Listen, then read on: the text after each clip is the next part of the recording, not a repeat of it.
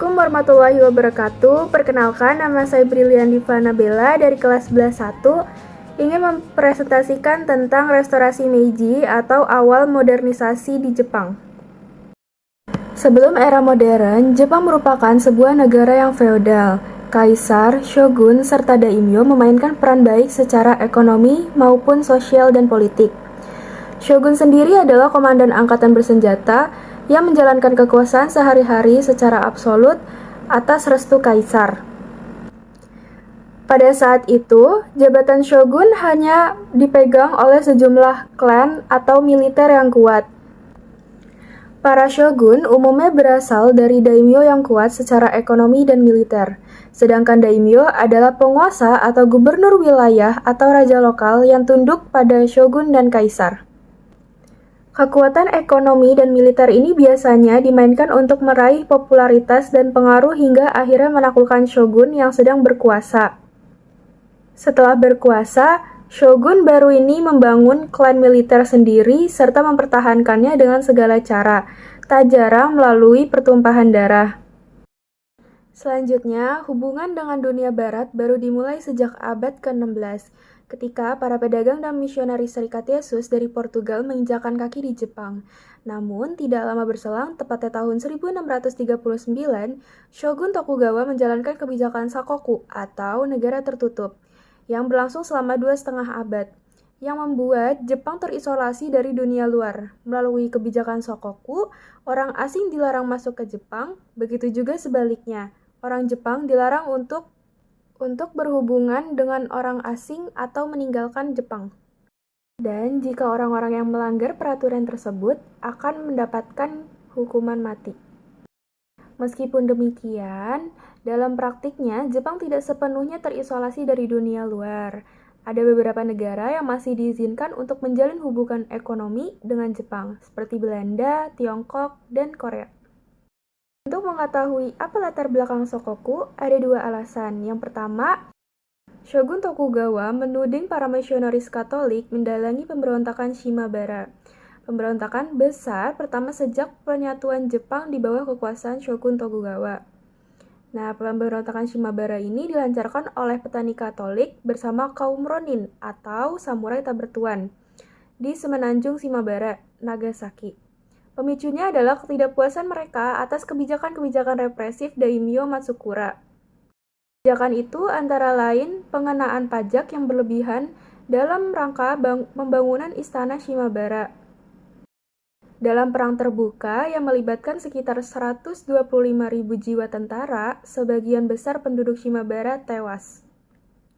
Hal tersebut yang membuat para misionaris diusir dari Jepang dan penyebaran agama Katolik dilarang.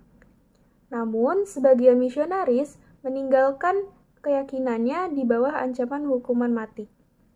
Selanjutnya, alasan keduanya yaitu mempertahankan supremasi Tokugawa atas pesaingnya, Daimyo Tomaza, atau daimyo yang dianggap oleh pihak luar oleh penguasa Jepang. Secara politis, Daimyo Tozama merupakan bawahan dari Shogun Tokugawa. Tetapi secara ekonomis relatif independen, daimyo ini telah lama menjalin hubungan dagang yang menguntungkan dengan bangsa-bangsa Asia Timur seperti Tiongkok dan Korea. Selanjutnya, pada 31 Maret 1854, tibalah Commodore Matthew C. Perry dengan kapal hitamnya yang dilengkapi oleh persenjataan dan teknologi yang jauh lebih superior dibanding milik Jepang. Karena itu, Amerika Serikat memaksa Jepang untuk menandatangani Konvensi Kanagawa. Pada intinya, Konvensi Kanagawa berisi kesediaan Jepang untuk membuka diri terhadap bangsa Barat dan membuka pelabuhan-pelabuhannya untuk kapal-kapal asing yang ingin berdagang, mendirikan kedutaan Amerika yang permanen. Konvensi ini telah berlangsung selama 200 tahun. Meski demikian, bagi rakyat Jepang, Konvensi Kanagawa menjatuhkan martabat mereka.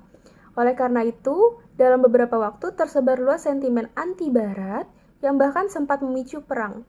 Perang itu dimenangkan oleh pihak Barat, namun ketidakpuasan rakyat atas tunduknya rakyat Jepang kepada Amerika Serikat, serta masuknya pengaruh Barat di Jepang berujung pada ditumbangkannya pemerintah Shogun Tokugawa.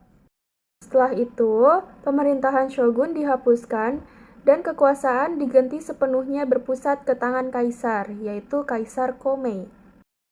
Kedatangan Amerika Serikat serta kemajuan-kemajuan di Barat menyadarkan Jepang tertinggalnya mereka dibandingkan negara-negara Barat. Lalu muncullah tekad untuk mengejar ketertinggalan tersebut. Namun baru terrealisasi pada masa pemerintahan Kaisar Keiji atau putra dari Komei. Kesadaran itu terwujud secara konkret melalui berbagai langkah perubahan besar yang disebut restorasi Meiji. Perubahan tersebut sekaligus menandai era modern di Jepang. Kata Meiji sendiri berarti kekuasaan pencerahan. Pencerahan yang dimaksud adalah kombinasi kemajuan Barat dengan nilai-nilai tradisional Timur. Nah, maka itu Meiji mengutus beberapa pejabat ke Amerika Serikat dan Eropa yang disebut misi Iwakura.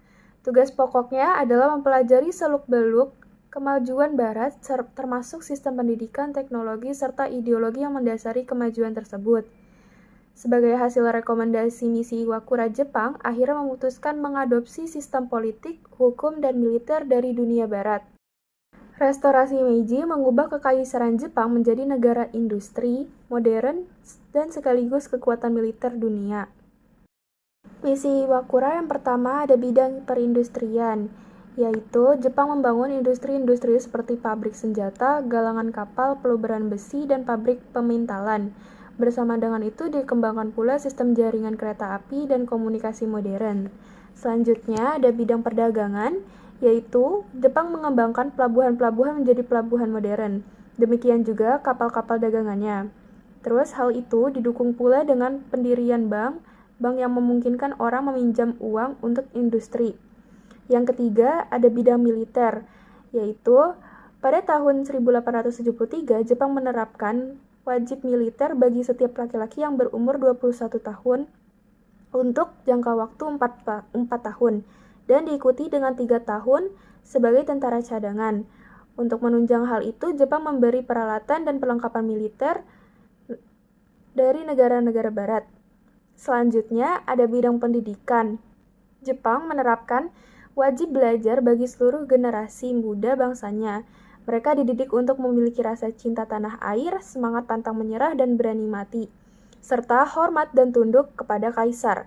Jepang juga mengirimkan banyak beasiswa dan bagi mahasiswa-mahasiswa Jepang yang menimba ilmu di dunia Barat.